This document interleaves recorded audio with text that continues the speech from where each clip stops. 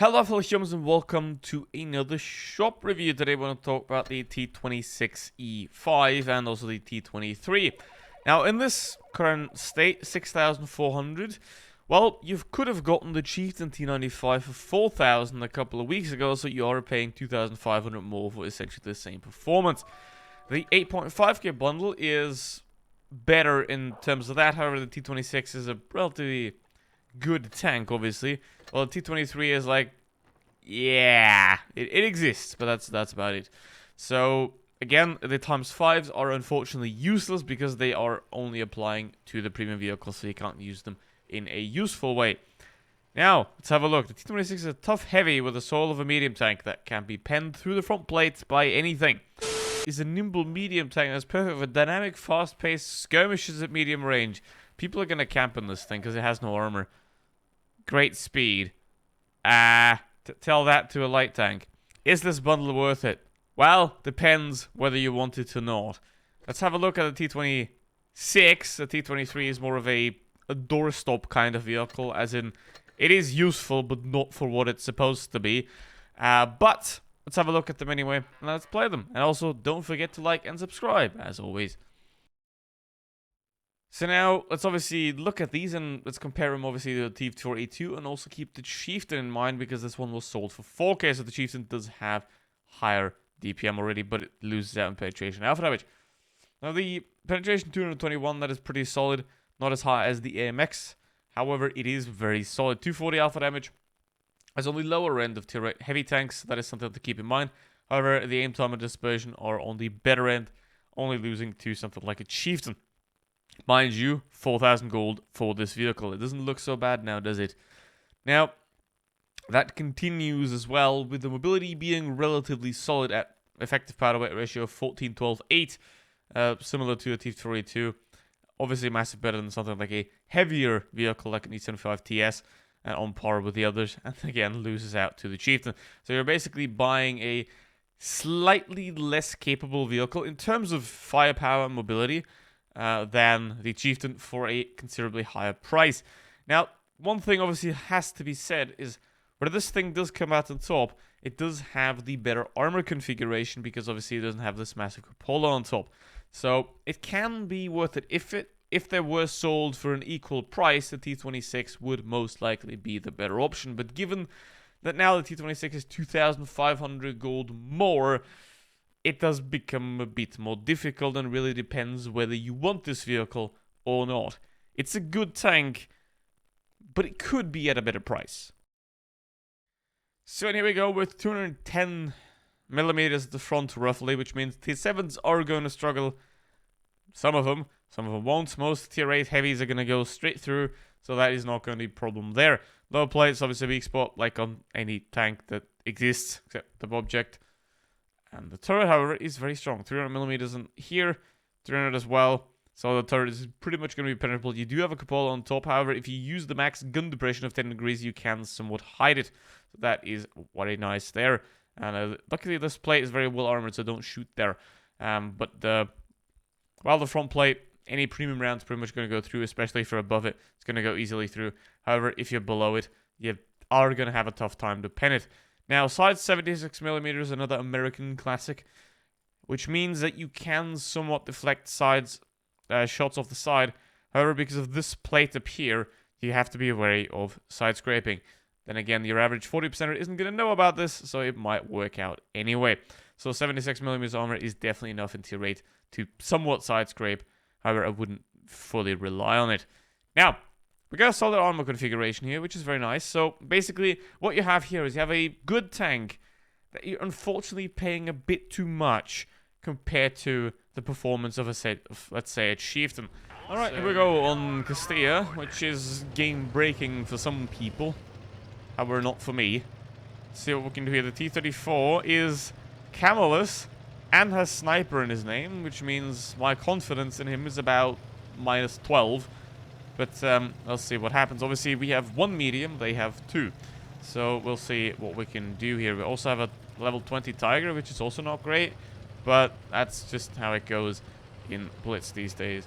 Okay, now we're going to try to peek here. Let's see what we can find. Apparently nothing. Okay, that's interesting. That is very interesting. Okay. Now, obviously, I'm not going to waste my time going through spawn, especially because if there's people back there, I have to go all this way exposed, so I'm not going to do that, which means the entire enemy team is sitting in that corner back there, which is interesting, to say the least of it. Okay, now we also have an AFK. Bruh. And it's the level 20 Tiger. He can afford the ranks, but he can't afford internet. That is priorities. Okay, now let's try to use this spot here for the gun depression. Let's see what we can achieve. Obviously, the IS-6 can still be very well armored. There's people that buy that for 7k gold. Like, what are you doing? Anyway, he's very, very interested in me. And pushing forward. Now, ideally, I'm gonna go back and have this T-34 deal with the unpleasantry of being shot. So, let's have a look at the active here, because, I mean, he doesn't have the gun depression. He can't even peek anyone. So, anyway.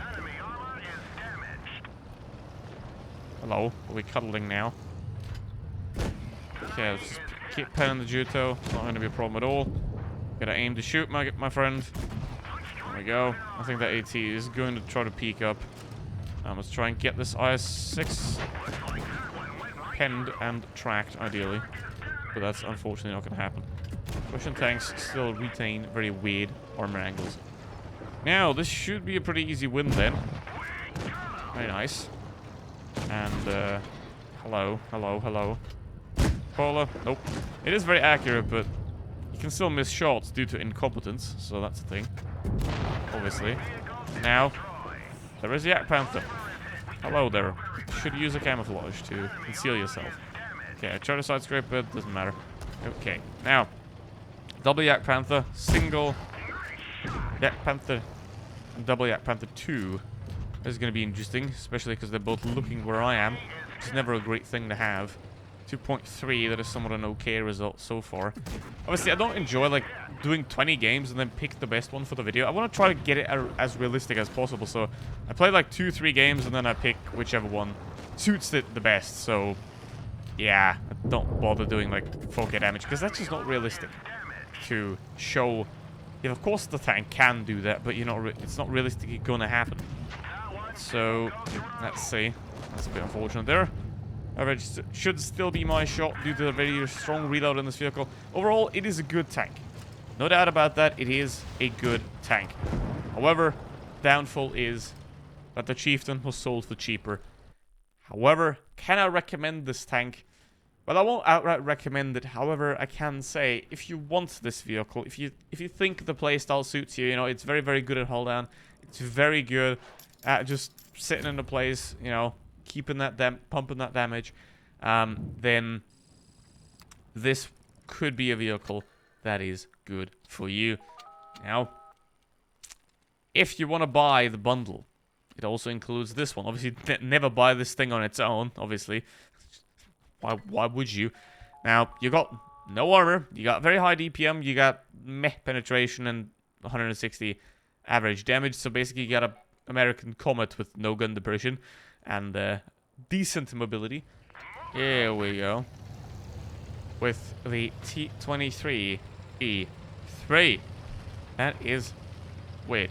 Now, it's a tier 6 battle, so it's not going to be too much of a problem. I don't know what the mediums are doing. They're, yeah, doing that. So, hello there, Ruby. Welcome. Welcome to the game. It's very nice to see you. Now, the P43 is still having a conversation within himself. Probably. So, let's see. Where are the enemies? Can we find some of those? That would be very nice. Now, there's one. And there's a KV-1S. And there's an FV. Which has ridiculously high DPM for very weak alpha damage. Just like this tank. And there's a Cryos that has the same. He is slightly aggravated at the fact that I exist, which I can understand. I feel the same. Okay, KV3 should be a very nice target. He's somewhat stock-ish. Oh no. It's that guy camping up there. Now basically the downfall of tanks like this is it has no armor and it has to expose itself a lot of times. And obviously, the more often times you expose yourself, the more likely it is that you actually get caught. Which is not only useful for Blitz, but also useful for a life lesson. Unless you're at the nude beach. But anyway, the Istura Emil is slightly mad at me using my tank to the advantage that I have. And yeah, that is somewhat unfortunate for him, that he thinks that me being better than him is my fault. So let's have a look. Obviously that FV would be very juicy to shoot at.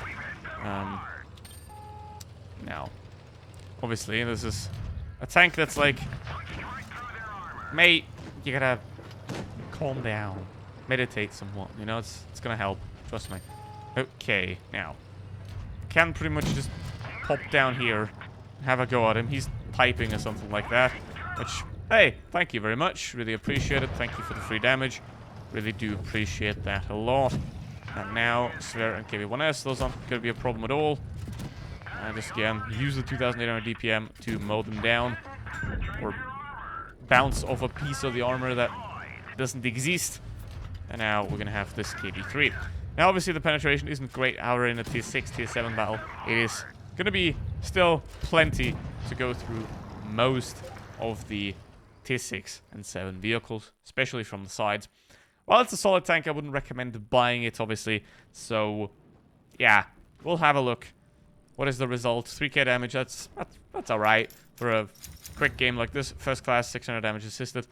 And yeah, what I can say is this tank isn't really great. Doesn't look like it right now, but it isn't amazing. However, if you want both of those vehicles, I'm not going to advise you against them. However, they're also not going to get a specific recommendation from me either. So, with that said, thank you very much for watching. See you in the next one. Goodbye.